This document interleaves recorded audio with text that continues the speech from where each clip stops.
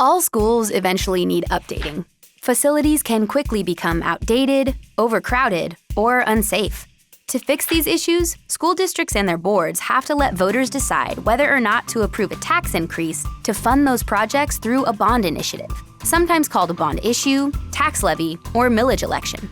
So how do you convince voters that these are real needs? Buckle in, because we're about to take a crash course in successful bond initiatives. First things first, round up a committee of non-district personnel to run the campaign. Recruit prominent, well-respected citizens who represent every part of your community.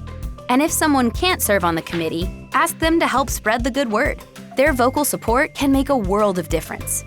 Also, bring in your district's legal counsel to ensure everything is above board.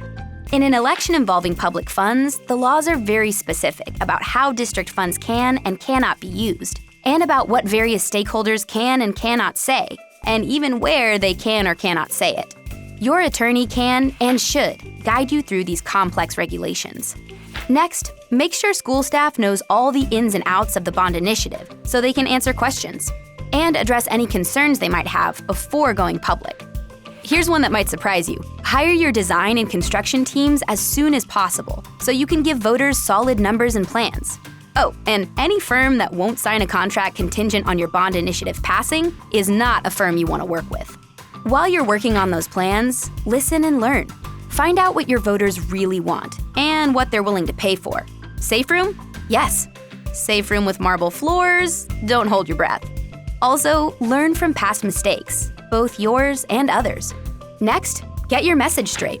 Come up with a few clear talking points and focus on needs.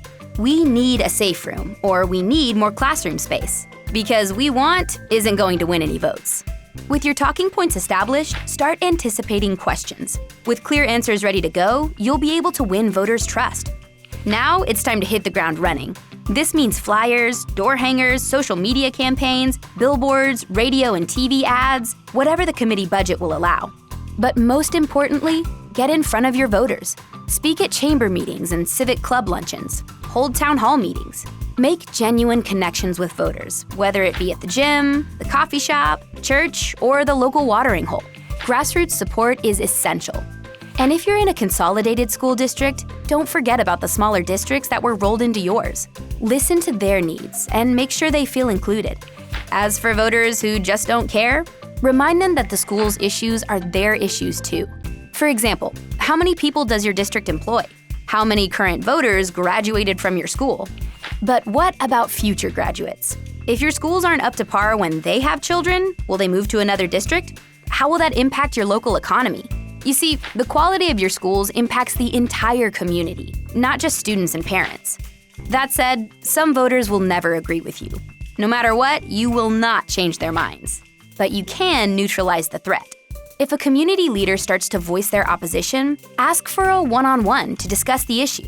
Listen to their concerns. You might not win their vote, but you might get them to stop campaigning against you. And that's a pretty big win.